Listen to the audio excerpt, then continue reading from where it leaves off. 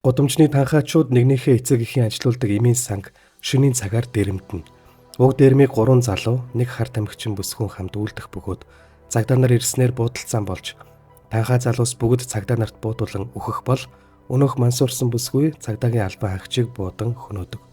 Маш зэрлэг харгас эрцгий зан авиртай энэ хүү харт амгчны нэрийг Никита гэх ба тэрээр баригдаж хүн амны хэрэгт буруутгагдан шүүхээс түүнд бүх насаар нь хорих ял оноох болно. Никитаг шоронд байхад засгийн газрын тусгай албаныхан түүний үхлийг хуурамчаар үлдэж амиа орлсон мэт харагдуулж шоронгоос нууцаар гаргадаг.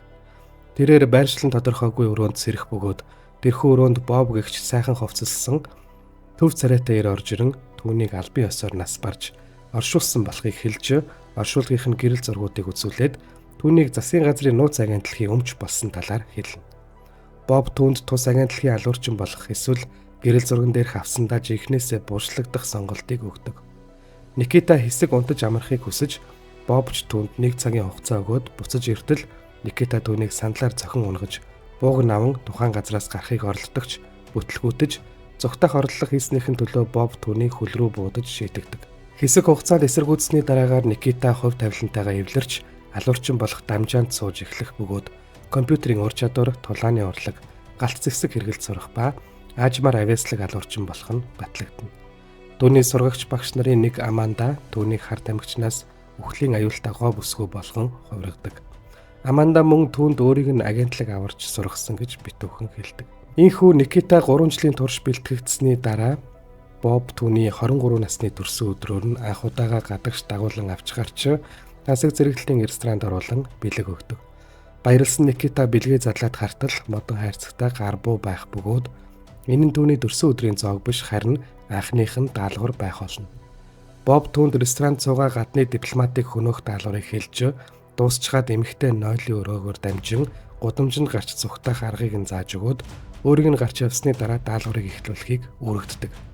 Анхны даалгавраа биелүүлж байг устгасан Никита ресторанд болсон бөөн буудалцааны дараагаар арайхийн нойлд орж жижиг зай бүхий өнөөх зүгтах хоолой хаалгыг нээтэл битүү байдаг ба тэрээр өөрийн ур чадварыг ашиглан аюултай нөхцөл байдлаас зүгтэн гарч ирж төв дээр ирж юу ч болоогүй мэт тайван сууж байгаа Бобд хан битүү байсныг хэлтэл Боб "Тиймээ би мэднэ" гэхэд Никита түүнд үхтлээ уурлан Бобыг унган зодох бол Боб босчрон түүнд энэ бол төгсөгч нарын шалгалт гэдгийг угаасаа ийм байдаг хэмээн ойлгуулж "Чи өнгөрсөн жилүүдэд болон өнөө орой маш сайн байсан. Би чамайг өгүүлэх байх та" гэд гарах гэтэл Никита босчрон түүнийг үнсээд анхны бөгөөд сүүлчийн удаа унсаж байгаагаа хэлээд хаалгаа хаадаг.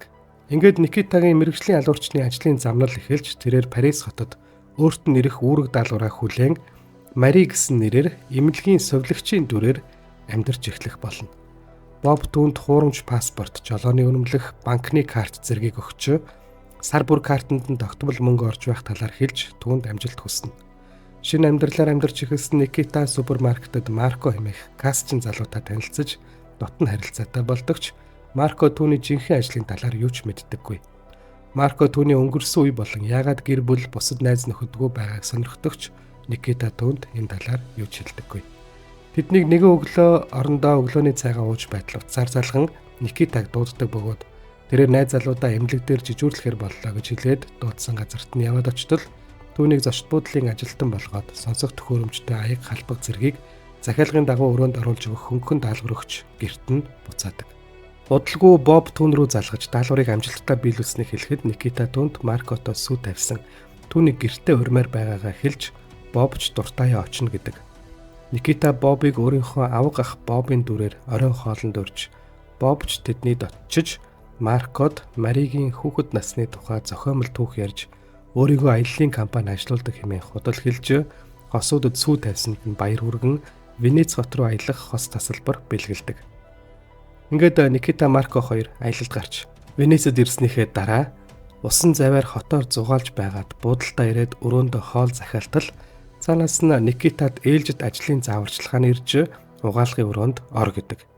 Никита Маркод усанд орлоо гэж хэлээд угаалгын өрөөг дотроос нь дөвжиж холбоог ажилуулад угаалгын өрөөнд нуусан бууны хэсгүүдийг олж эвлүүлээд байг буутахад тохиромжтойгоор байрлана.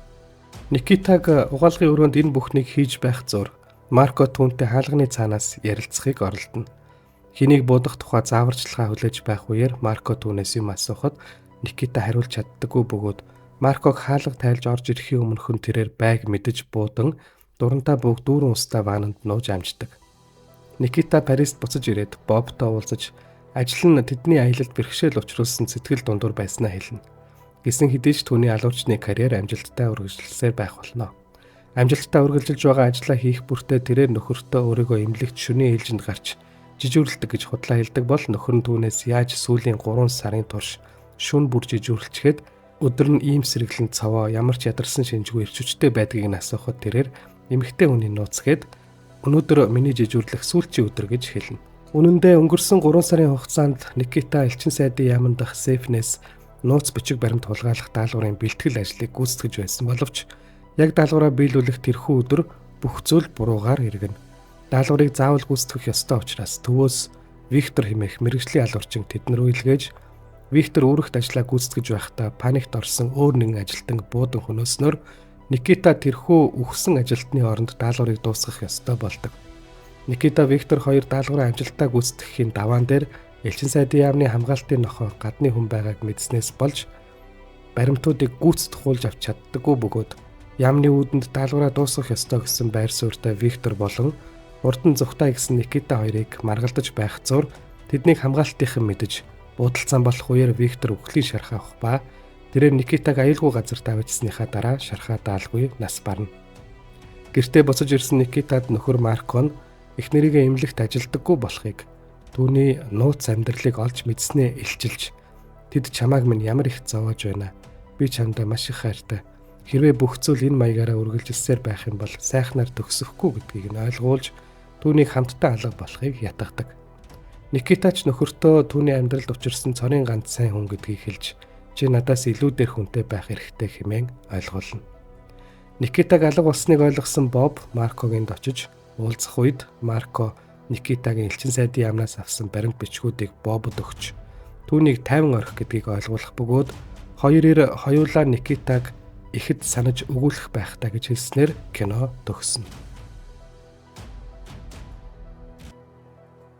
Найруулагч Люк Бессон уг киноны зохиолыг тухайн үед түүний найз бүсгүй байсан жүжигчин Энн Париод тусгаалan зориулж бичснээ хэлж байсан бөгөөд зураг авалт эхлэхээс өмнө Энн Парио бүх төрлийн галц зэвсэг эзэмших сургалтад хамрагдаж байсан ба нэг удаа машин дотор сууж байхдаа тоглоомон гар бууд задлах дасгал хийж байгаад цагдаа нарт баригдаж байсан төвхтэй. Найруулагч Люк Бессоны 1988 оны The Big Blue хэмээх кино нь өндөр амжилт үзүүлсэнтэй холбоотойгоор Францын Gaumont кинокомпани Никита киноны зохиолыг огт уншилгүйгээр уг кинонд 39 сая франкийн хөрөнгө оруулалт хийж байсан бөгөөд Францад нээлттэй хийсний дараа дэлхийн 95 улсын кинотеатруудаар гарч төсөөлж байгаагүй гинти амжилтыг үзүүлсэн юм а. Уг кино 1991 онд Алтан бөмбөрцөг наадмын шилдэг гадаад хэл дээрх кино төрөлд нэр дэвшиж байсан бол гол дүрийн жүжигчин Энн Парио Францын кино урлагийн салбарын дээд шагнал болох Сезар шагнал гардуулах ёслолоос шилдэг эмэгтэй жүжигчний шагналыг Италийн Давид Ди Донателло шагнал гардуулах ёслолоос шилдэг гадаадын эмэгтэй жүжигчин шагналыг хүртсэн юм а. Таамаглагчгүй гинти амжилт үзүүлсэн Никита киноны ремейкийг өөр улс орнуудад хийсэн байдаг. 1991 онд Хонконгийн уран бүтээлчид Black Cat хэмээх киног хийсэн байдаг бол Холливуудынхан 1993 онд Point of No Return нэртэйгээр хийж гол дүрт нь Bridget Fonda тоглож байсан юм а. Мөн 1999 онд Болливуудын ремейк нь Cartos нэртэйгээр гарч байсан бол телевизийн цуврал хэлбэрээр Канадын уран бүтээлчид La Femme Nikita нэрээр 1997-оос 2001 оны хооронд мөн Америкийн CW Soap Nikita нэрээр 2010-аас 2013 оны хооронд ахин цуврал болгон бүтээж байсан юм а. Найруулагч Люк Бессоны 2019 оны Анна хэмээх кино нь мөн ерөнхий зохиол, зарим сцен, үйл явдлуудаараа Никита киното тун төстэй болсон билээ. Энэ киноны дундуур Леон хэмээх нэр дурддагддаг бөгөөд мөн жүжигчин Жан Рено, алуурчин Викторийн дүрээр гарч ирдэг. Тэгвэл Никита киноны найруулагч Люк Бессон Леон киног хийж мөн өндөр амжилт олж ирсэн ба Никита киноны Виктор болон Леон киноны Леонард урт цов, носон малгай, хар шил, том цүнх барьж авдаг. Хоёулаа өөрсдийнхөө ажил мэргэжлийг цэвэрлэгч гэж нэрлэдэг гэд олон ижил төстэй тал байдаг. Тэрч буйл найруулагч Люк Бессон нэгэн ярьцлагада Жан Рено энэ удаад Викторийн Америк дахь хамаатныхын дүрд тоглосон байж магадгүй юм хэмээн Леоны дүрийн талаар тайлбарлан ярьж байсан гэжээ. 2025 оны 10 дугаар сарын 31-ний өдөр 72 наснда таалалд өгсөн Францын алдарч жүжигчин Чеки Кариогийн дурсгалыг хүндэтгэж түүний тоглосон Никита киноны давчлалыг үзэгч та бүхэнд өргөлээ. Ингээд дараагийн бичлэгээр уулзлаа. Түр баярлалаа.